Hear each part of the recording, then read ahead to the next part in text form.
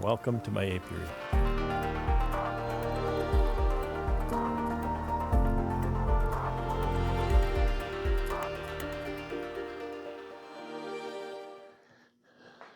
I had this sitting around in my shed, and I don't know why. I don't use these things.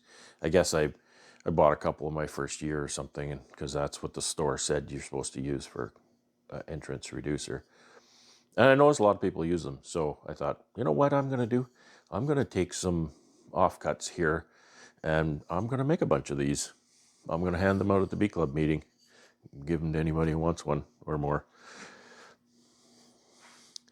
So what I'm doing here to start with is these are just box side offcuts. And I actually can make a lot of parts out of these, so I haven't got a lot invested in these, but they are useful to me because I can make cover cleats for them. I can make cover shims and stuff out of these parts. So I'm kind of sacrificing that, but you know, the initial cost of these is pretty reasonable because they're offcuts. So I've got a stack of them here to do. I didn't count them, but there's a bunch. And I'll cut them up. I don't know if I'll do the whole stack because I'll likely get even the short way. It's long enough for the, you know, I can get it even where that notch is. So I'll do a bunch. I can likely get 3 out of there anyway.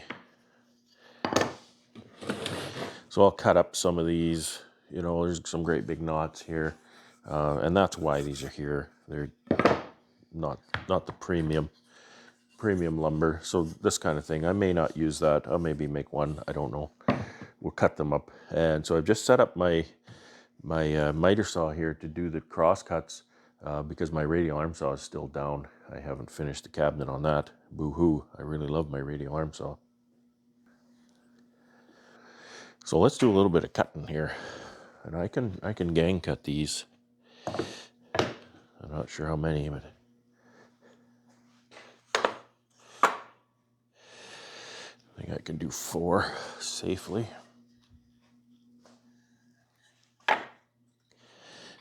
Yeah, I could do 5. I don't want to do 5 though. So I'm just going to cut the fingers off of these.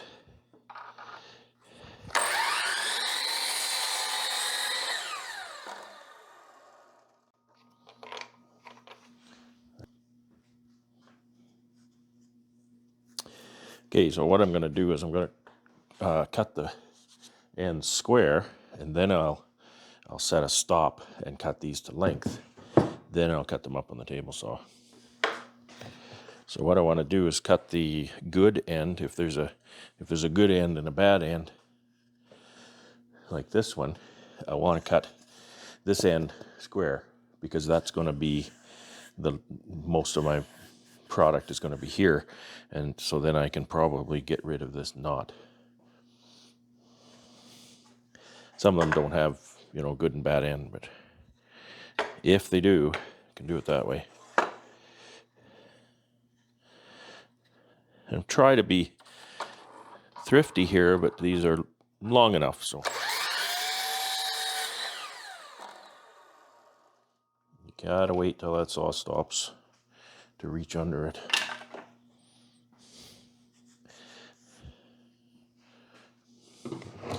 I don't know. How many should I do? You tell me how many I should do. I don't know how well received they're going to be. Some people might just think that they won the lottery, and some people might just think that's kind of stupid. I don't know. We'll see. Make good beekeeper Christmas gifts, I guess.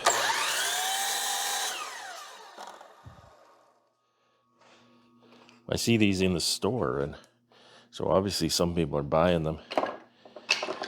And that's fine. I'm not trying to disparage anybody. Buy whatever you want to use. But my point is, you know, people are buying them, then maybe somebody will think that they're useful in their operation.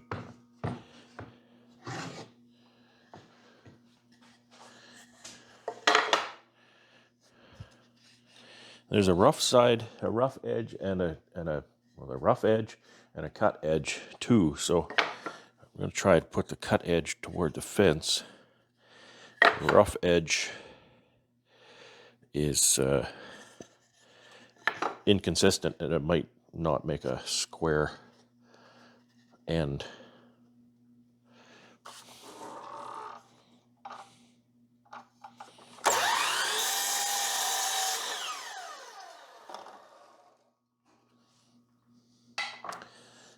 Lifting that before the blade is stopped is a bad idea too. However, with softwoods, I find you can get away with it far more likely than with hardwoods. Hardwoods, you lift that and that tooth will catch a piece of hardwood and shoot that piece of wood across the shop. And that's not what you want.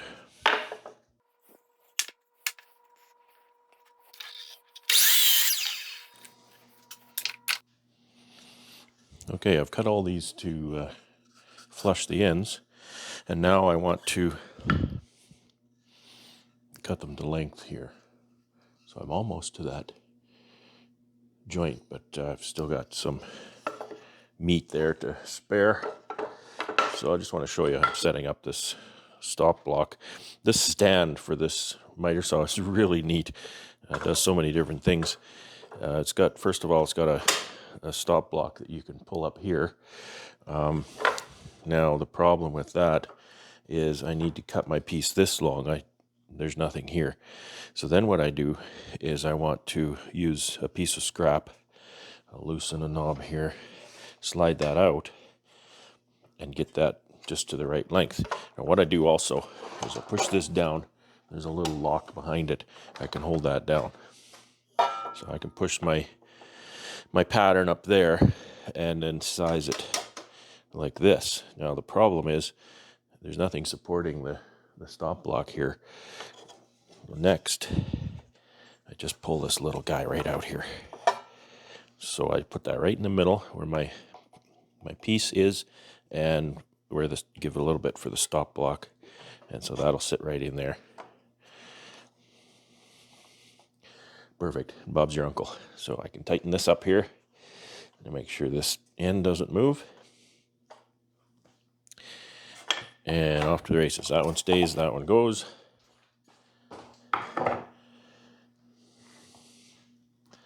And I'm doing 4 of these. I'll unlock the saw.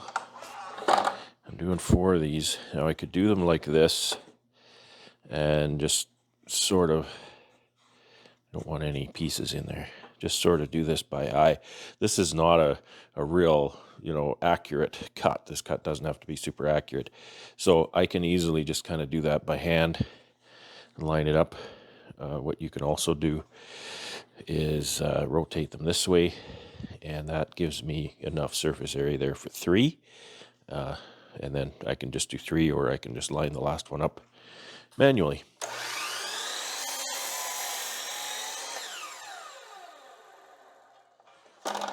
And again, if you're a new woodworker, you're best to wait for that to stop. I do take shortcuts and chances sometimes too.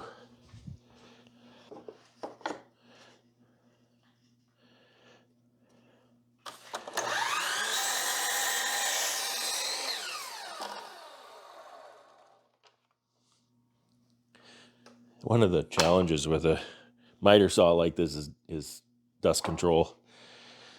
It's pretty hard to control the dust, but it's a mobile stand, it's portable, kind of meant for like a job site or something.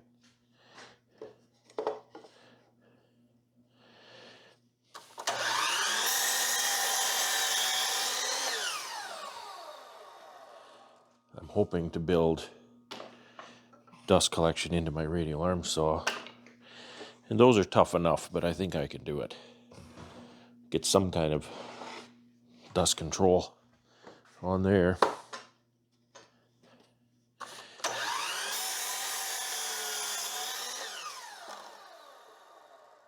See, I'm not waiting for the blade to stop and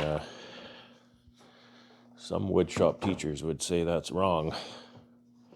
And I wouldn't say they're wrong. You should wait. I'm not waiting, but you should wait.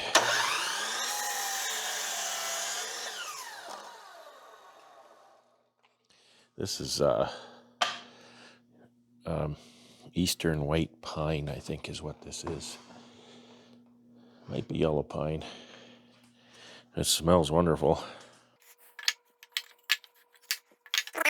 Milled side down again to make sure my end cut is going to be square with that.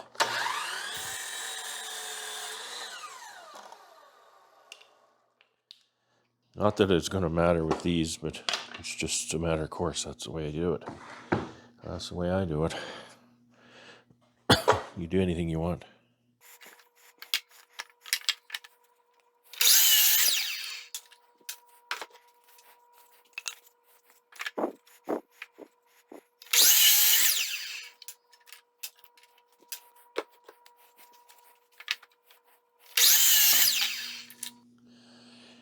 And being that these are box side offcuts, they are 7/8 thick material.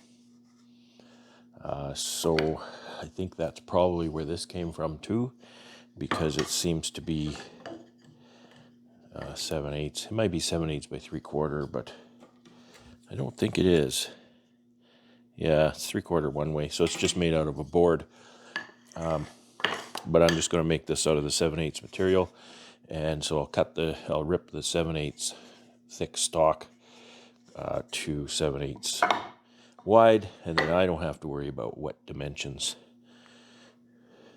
What dimension is what? I don't have to keep track of top and bottom. Safety glasses. And away we go.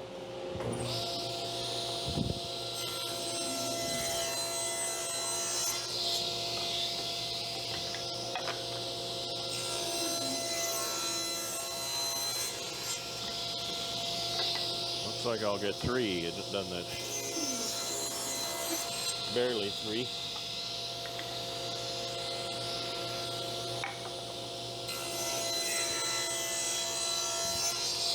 I don't know how many to make. How popular will they be?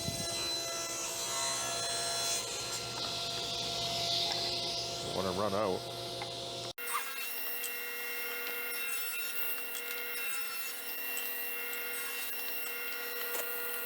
Move that fence in just a little to give me a little more margin on that last piece.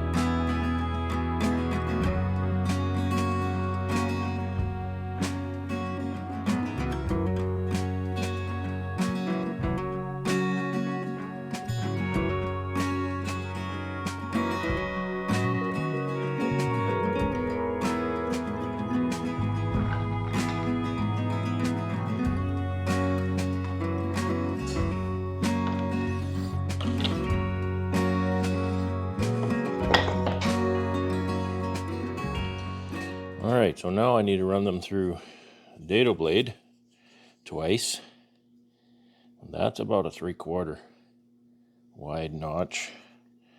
And that's about 1.125 inches. And they are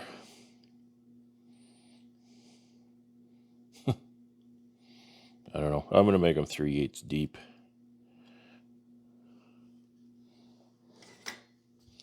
I don't think that it's a very critical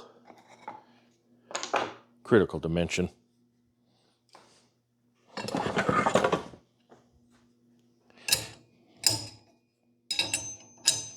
I've turned the master switch off for the saw for safety. Anytime I'm sticking my hands down in here, I want to turn that off. If you're using a table saw, you use a dado blade. This big heavy washer is called a blade stiffener. These blades are rather thin, and so the blade stiffener just gives a little more support. And when you use your dado blade,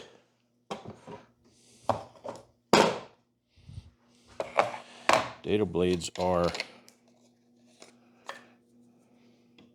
usually very thick, and they're only 8 inches. That's a 10-inch blade. You don't need to use the stiffener with the dado blade. So the stiffener gets set aside, as does the riving knife.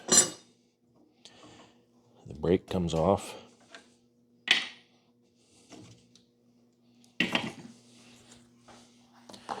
The dado brake, as you can see, is wider because of the wider dado, and you can see that it's deeper because it's an 8-inch blade.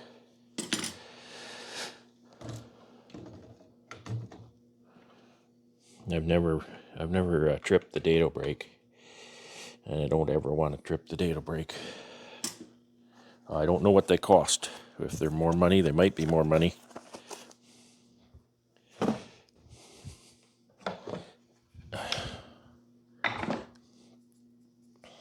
So I'm going to run with about a 3/4 inch wide dado. So you can see these blades. The teeth are flush on this side, but not that side. So this is the outside of the blade. The two are opposites, so there's definitely a left and a right. Okay, so they've got a guide here that tells you, and what does that say? That's 3/8, 1/2 inch, 3/4. So 3/4 tells me 2 blades and 3 chippers. So there's no shims used for a 3/4 inch dado setup. Just blades and chippers. And again, this is not a critical dimension. If I were making a dado or groove to accept another panel, I need to dial that right in. And kind of the difficulty is that if you're working with sheet goods are generally not going to be full. You know, if you take 3/4 inch plywood, it's not going to be 3/4, it's going to be more like 11/16. The plywood I work with here is utility plywood, and it is actually 3/4, which is nice.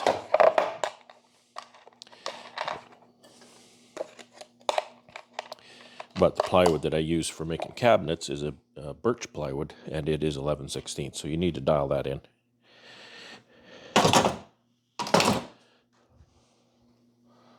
Riving knife handle down. We got to tighten this sucker up.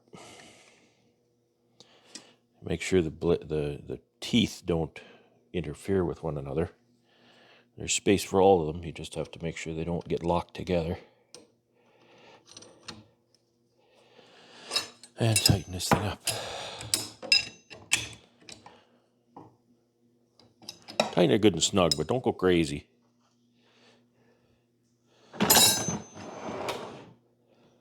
I love my new drawers on the table saw here. And a different throat plate for the dado blade. Has a wider opening, of course. Okay, so here's my pattern. So that's a 3/4 opening. That'll make that 3/4 opening just fine. We'll run this over here somewhere. The rule is you can't use the miter fence and the rip fence in conjunction. And that's a good rule because you've got things binding. However, you can break that rule if it's not a through cut. So meaning if I was making a cross cut and cutting through this piece, don't do that because you'll have an offcut here trapped between the blade and the fence and it'll kick. It's not a through cut, so therefore I can get away with this. Normally I would put a fence, I would attach a fence here to give me more support. Just running that, I think I'll be okay. I think I'll be okay to cut that like that. Just hold it nice and tight on there. Okay. So run those through. When I turn the master switch on, the computer initializes, and it takes a moment to do that. I'm just doing that now. And I think, knowing what I know about electronics, part of what's going on is it's charging that giant capacitor in there to be ready for a brake activation scenario. Okay, dust collector, eye protection. Bob's your uncle.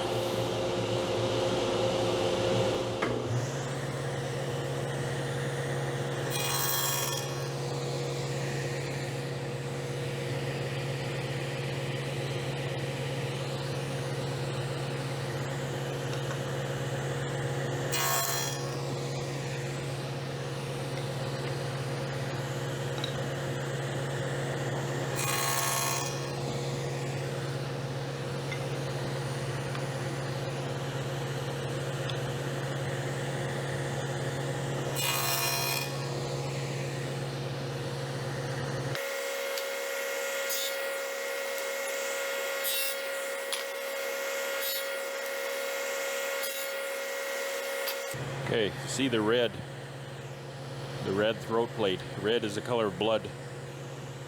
So you don't get your fingers over the red part. One of the more common things on a dado blade, because it's not a through cut, somebody maybe take a wider piece and they'll run that through and they'll be holding it with their finger or their thumb on the back, and then that blade appears behind that and cuts the end of their finger off. Or costs them $200 if they have a saw stop. And then they have to go change their underwear too.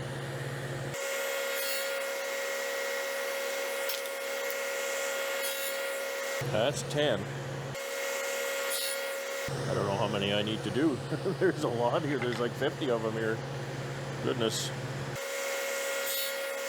Well, you know what I didn't do? I didn't check the height of that. What's it set at?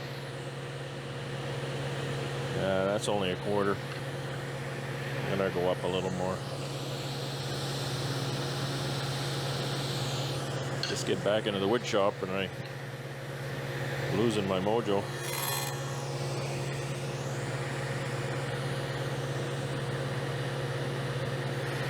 Another 16.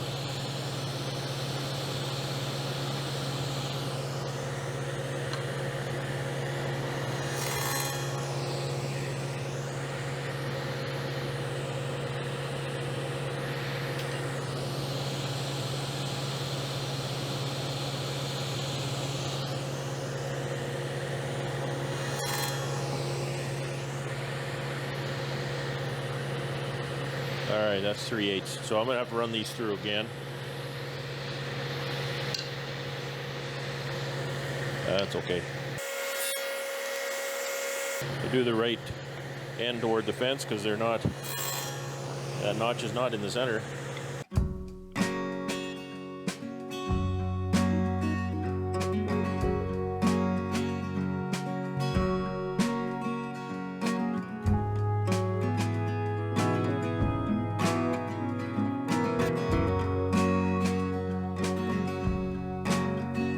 Slow. If I were to, if I were to even take 2 of these, then this one is backed up by this one, and it won't chip out as much at the rear. See how that one's kind of chipped out at the rear where the blade exits? That one's not. That makes a nicer job. So I don't want to take the time to put a fence on here, but what I can do is run, well, how many of these can I run? Can I run 4?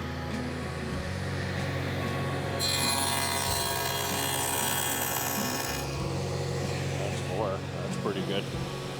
And it's just the back one that tears out a little bit.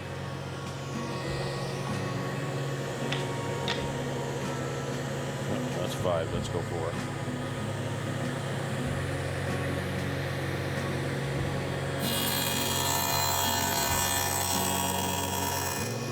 Some of them don't tear out much.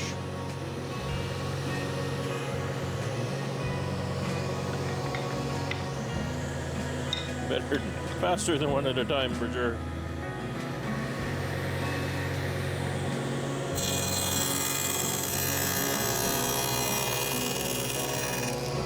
I didn't sharpen my dado blade this year. I might regret that. I was actually thinking about buying a new one.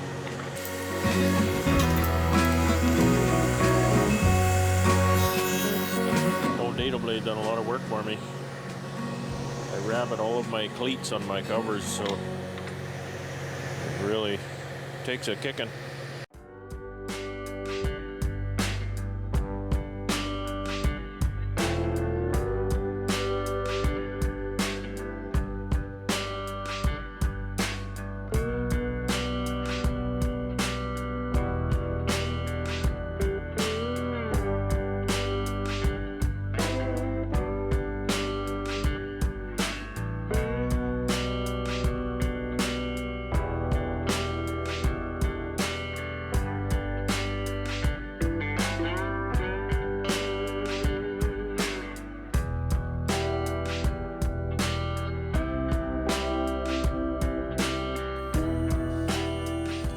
Okay, so now I have to cut this one, and what I want to make sure I do is run it this way so that the longest length of my material is against my fence. Okay, now I could do this one of 2 ways. I've got a bit of time right now, so I'm going to run them all through twice more. I'm going to run this shoulder, and then I'm going to move the fence and run it that shoulder. Another way I could do that is to set the shoulder for this close side and then just eyeball this shoulder. Okay, so I mean I could do that, but that's not the way I'm going to do it. Simple as that. These, I think I missed sizing these. They've got rough sides to them, so I'm just going to cut I'm going to cut the smooth sides, and now I can resize them at the end. So since that's not in the center, you know, I could have put that in the center, but it's not in the center. I want to make sure I'm cutting this one on the same side, this slightly longer side. So we'll do that. And the other notch needs to face me. It can't be up, it can't be down. I could face that way, but I'll make sure that that notch is facing me. And we'll do this.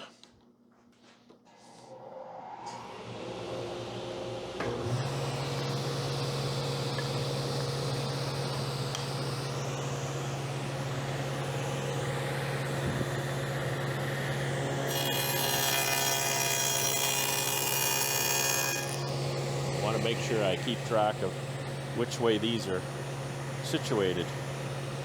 Set them all just like that. 4 there. I get 4, and then I have to flip them on their sides.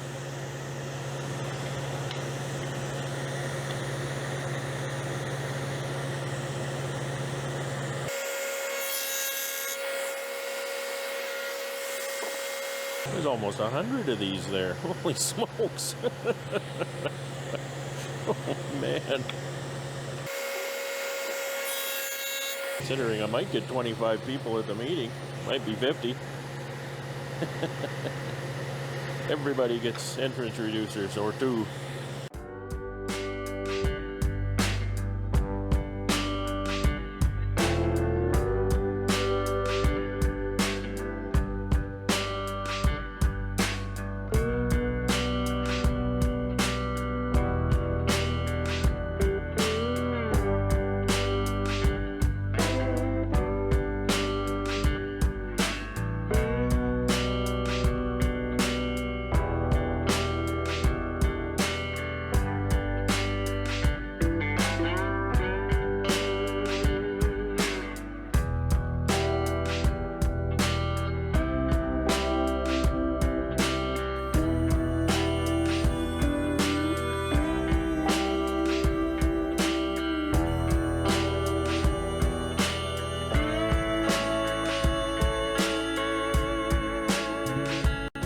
cut that shoulder.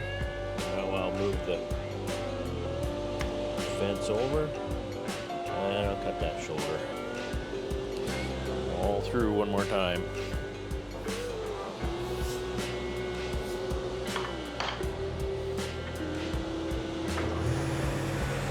All the same orientation.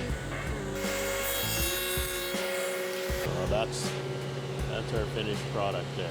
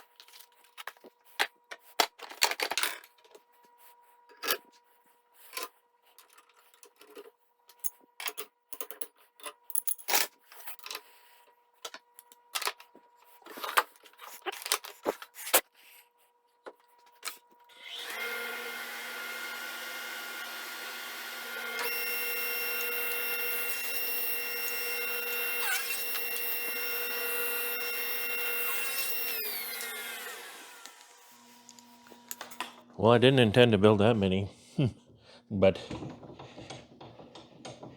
that's 101, and I even threw some of them away. I didn't like them for the knots. I could give this one away, but it's kind of crappy.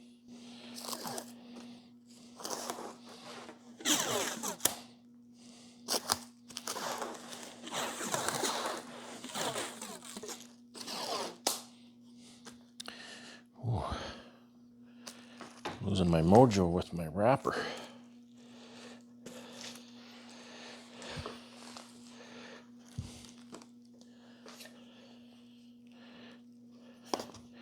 Oh, it'll fall off.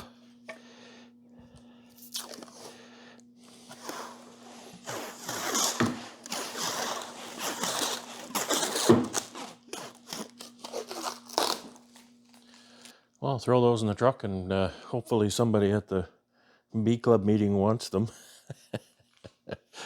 I don't know what I'll do with them if nobody wants them. So I'm going to clean up here, and I'm going to get ready to go into Winnipeg. Couple deliveries and errands to do, and then we'll go to the bee club meeting, and hopefully we all have fun there. We always do all have fun. It's kind of funny at the bee club meeting. We have really good presenters and presentations. We carry on association business, but I think the most popular part of the meeting is coffee break. You get to stand and visit with beekeepers, and what do beekeepers like more than standing there talking bees to somebody who will actually stand there and listen? So another beekeeper, right? Anyway, that's all I'm going to put together today. I appreciate you all watching, and take care and have fun.